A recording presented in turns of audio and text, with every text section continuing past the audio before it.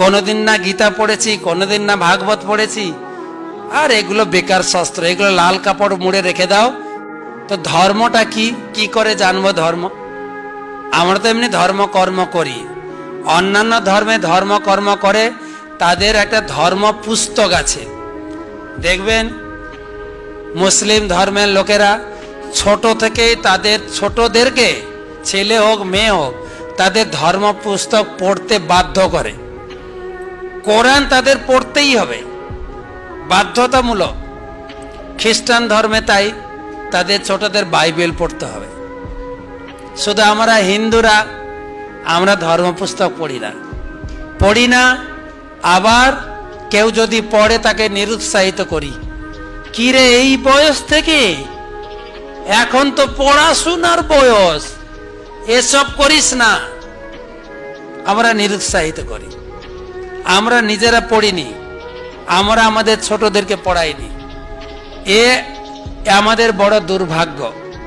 700 বছর মুসলিম শাসন করেছে, 200 বছর ব্রিটিশ শাসন করেছে।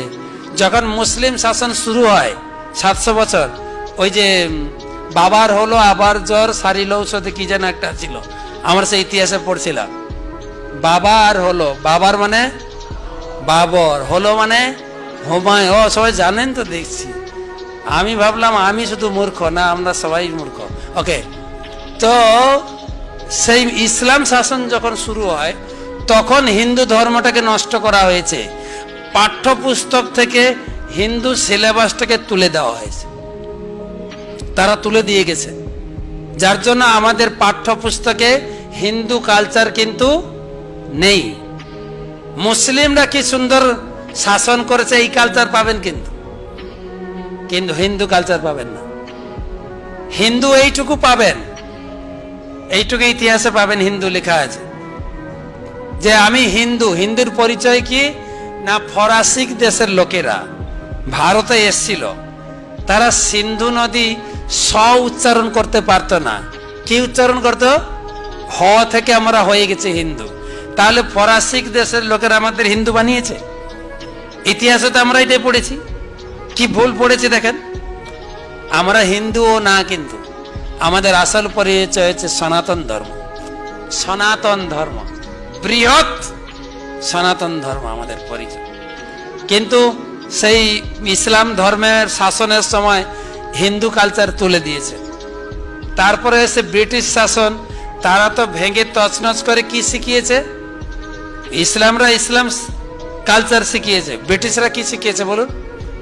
খ্রিস্টান কালচার। এখন আমরা কোন কালচারে আছে বলুন তো?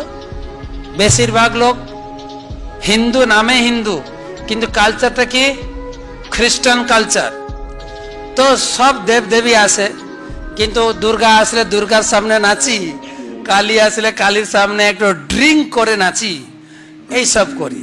12 মাসে 13 বার। কেন পূজা করি, কিভাবে পূজা করতে হয়, পূজা করেই বা কি ফল, কে জানে? শুনতে শুনতে যতটুকু শিখেছি, দেখতে দেখতে যতটুকু দেখেছি, ওইটুকুর উপরে। কোনোদিন না গীতা পড়েছি, কোনোদিন না ভাগবত পড়েছি। আর এগুলো বেকার শাস্ত্র, এগুলো লাল কাপড় মুড়ে রেখে দাও। যখন বাবা মরতে যাবে না, না মরলে গীতা পড়ে শোনাবো, তাড়াতাড়ি মরবে। এই হচ্ছে গীতার কাজ, তাই করে লোক।